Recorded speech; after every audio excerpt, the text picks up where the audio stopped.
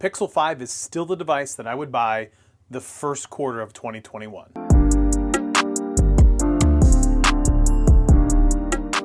What's up everybody, this is Scott. Welcome back to another video.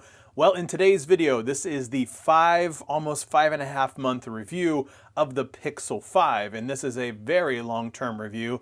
Yes, I've had the device for a long time at this point. There's a card up here if you want to know the whole story, how I had it a month ahead of everybody else way back in September. Yes, it's true. No, I'm not paid by Google, and I think that pretty much covers it. But in the video, I want to talk about how this has been my daily driver for the last 5.5-ish months. I want to talk about the look, the feel. I want to talk about the connectivity, talk about the glass, talk about the speaker, talk about the camera. So pretty much everything about the Pixel and whether or not it's still the device that I would buy in 2021.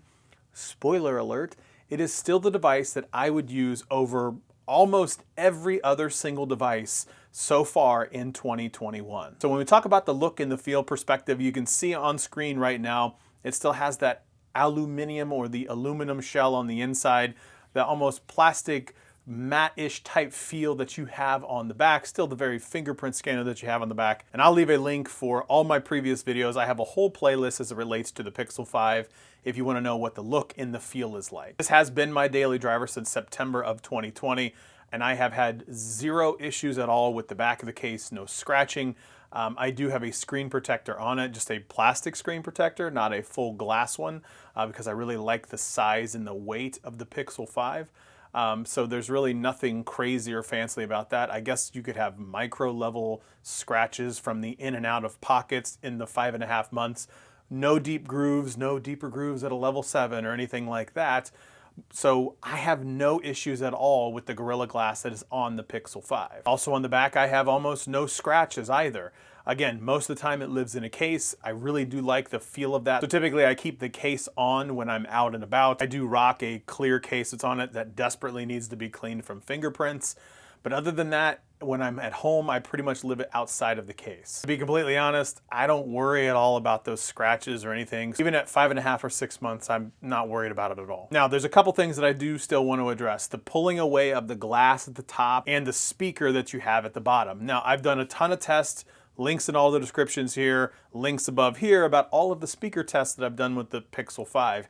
I still stand by, to this very day, the speaker is not nearly as bad as everybody makes it out to be. Quick snippet from the previous videos on that.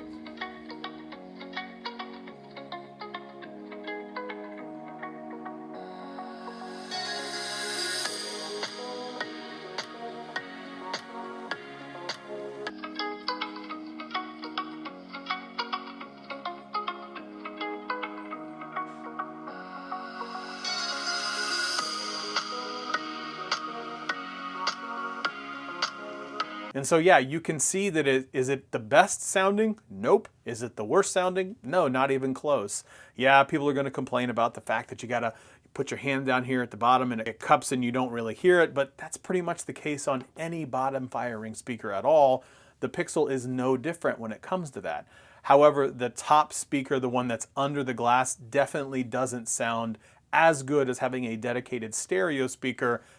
And again, I would imagine that you wouldn't expect that. Now, one of the questions that does come up a lot is, how's the phone calls when you have it up to your face?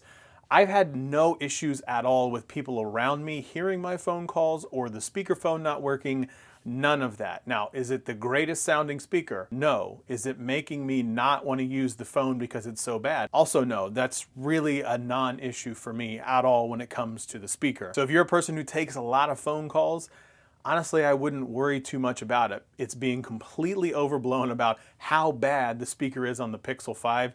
It's truly not that bad. Now let's talk about the glass pulling away from the very top part of the Pixel 5.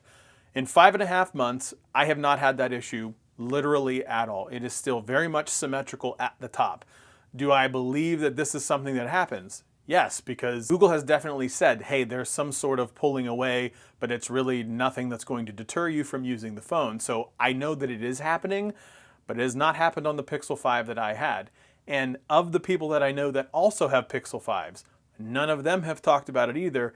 And Honestly, if they would have, I'm sure they would have told me about it and linked me on Twitter to tell me how bad the Pixel 5 is. So I also believe that issue is being blown completely out of proportion as well, in addition to what's going on with the speaker. So those issues aside, it looks great, it feels great. I think it's the perfect size for the majority of the people. It's got a great screen to body ratio, small chin, small foreheads, very small punch hole when it comes to the upper left. So all in all, I think that perspective, it still is great. Now, how about the performance perspective over these last 5.5 months? Honestly, I use this every single day as it relates to being a professional business person, I suppose. I use all of the Microsoft products. I use all of the Google products. I use all of the social medias. I haven't had it chug once where it's like and not be able to accomplish anything. Multiple Skype calls, multiple Teams calls, multiple Slack calls, basically all throughout the day. There is nary a performance issue at all with the 765G chip. Now, if I compare it to like the iPhone, is it a little bit slower than the iPhone? Yes, it's a little bit slower than the iPhone. It's also several $100s cheaper than my iPhone 12 Pro. So take that as you will, because again, are those milliseconds that you're getting extra in the iPhone making you that much more productive when it comes to the professional business line? No, it's not at all, actually.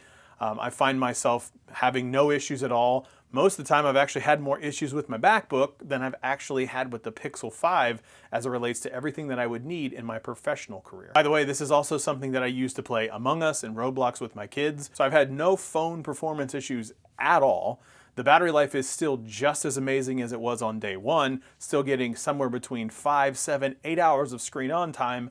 I am a heavy-duty user of it. I consume a lot of media, a lot of videos, a lot of music, and I still get incredible battery life. So yeah, honestly, I have had no issues at all with the Pixel 5 when it comes to that. Lastly, still the photos and the videos. They have still been basically the best point and shoot that you can get on the market. I still think it's a lot better than even what the new S21 and the S21 Ultra has come out with Samsung. And again, the S21 Ultra is several $100s more than the Pixel 5 today. Still $699, you can get it right on Google's site. Sometimes they run some deals where you may want to check in and see if you can get a nice trade-in for it. I've heard a lot of people going to a 4A or 4A 5G, and the Pixel 5 is still priced at the $700.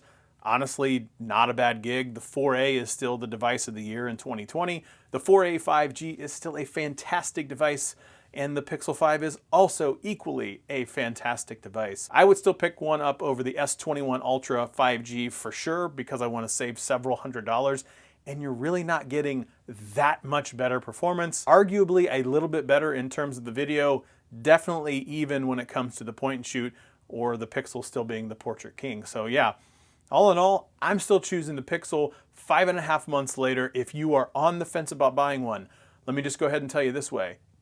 I would buy one. I think it's a great device. I still think it's a device that you can get and you can use for several years at this point. You're getting exclusive Pixel drops. You can see my video that I talked about over here about what the Pixel drops were in December. Once a quarter, probably going to be getting one. So we're getting close to the very next Pixel drop, which of course I'll put a video out about. So that's it. That's all I have. Thanks for watching. And as always, like, share, subscribe, thumbs up, leave a comment below. We'll see you next time.